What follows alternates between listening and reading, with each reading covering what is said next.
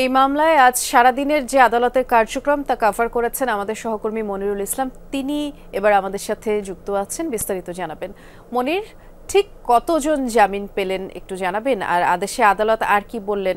আদেশের পরে যে কান্নায় আসলে আবেগাপ্লুত হয়ে পড়েন তাদের স্বজনরা, দীর্ঘ এত বছর পরে জামিন পেলেন, কি অবস্থা দেখেছেন সব মিলে আমাদেরকে জানাবেন।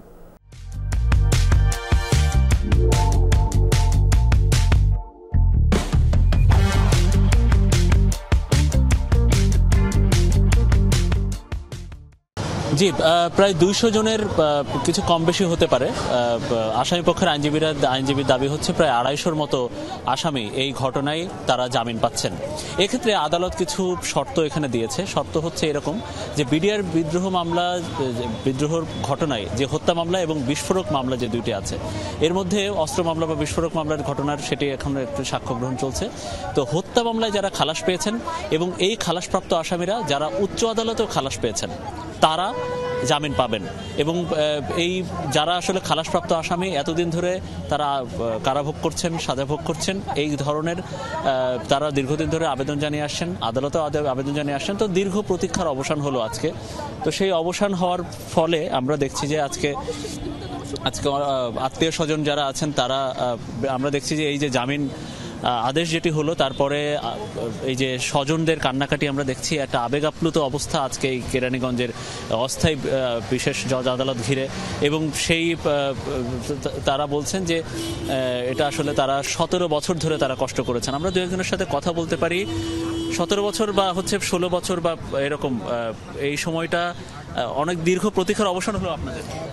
হ্যাঁ, আমাদের অনেক প্রতীক্ষা। আমরা 5 আগস্টের পর অনেক আশা নিয়েছিলাম যে আমাদের হয়তো দ্রুততম সময়ের মধ্যে একটা সমাধান হবে, কিন্তু হচ্ছিল না। আল্লাহ আজকে সেই দিনটা আমাদেরকে দিয়েছেন। আমরা আমাদের বাবাদেরকে ছুঁয়ে দেখার একটা আশা আমরা করতেছি। হয়তো 2-3 দিনের মধ্যে আমরা আমাদের বাবাদেরকে ছুঁয়ে দেখতে পারবো। 16 বছর পর আমরা বাবাদের দেখতে পাবো। আপনার ক্ষেত্রে কি ঘটেছে?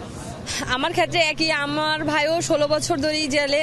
তো এই 16 বছর আমার যে জীবন থেকে আমাদের যে জীবন থেকে কেড়ে নেওয়া হয়েছে, এই 16 বছর হয়তো আমরা ফিরে পাবো না। আর আমাদের যে মর্মান্তিক জীবনগুলো গেছে এটা আমরা ফিরে পাবো না।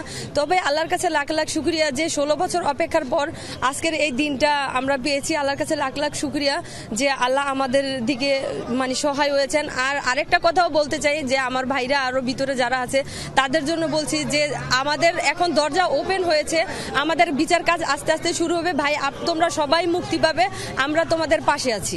ধন্যবাদ। আমরা এরকম আমরা কথা বলছিলাম আত্মীয় স্বজনদের সাথে। আসলে আজকে আদালত যেটা বলল যে যারা খালাসপ্রাপ্ত আসামি তারা জামিন পাবেন, এবং যে এই ক্ষেত্রে খালাসপ্রাপ্ত আসামি এবং পরবর্তীতে রাষ্ট্রপক্ষের আবেদনের প্রেক্ষিতে উচ্চ আদালত যাদেরকে কম সাজা দিয়েছেন, অর্থাৎ 4 থেকে 5 বছর বা কারো 10 বছর, এরকম উচ্চ আদালত যাদেরকে সাজা দিয়েছিলেন তাদের সাজা ভোগ যদি হয়ে থাকে সেই আসামিরা পরবর্তীতে জামিন পাবেন। তো সংখ্যার ক্ষেত্রে এখানেও কিছু একটু ব্যাপার আছে। এই কারণে এই আজকেই জামিন আদেশ তারা পাবেন না, আগামীকালকেও তারা পাবেন না। 2 থেকে 3 দিনের মধ্যে এই জামিন আদেশগুলো বা বেল বন্ড যেটি বলে সেটা আইনজীবীরা সংগ্রহ করবেন, এবং ধীরে ধীরে কাশিমপুর কারাগার এবং কেরানীগঞ্জ কেন্দ্রীয় কারাগার থেকে এই বিডিআর বিদ্রোহ বা হত্যা মামলায় যে খালাসপ্রাপ্ত আসামি তারা ধীরে ধীরে কারামুক্তি পাবেন।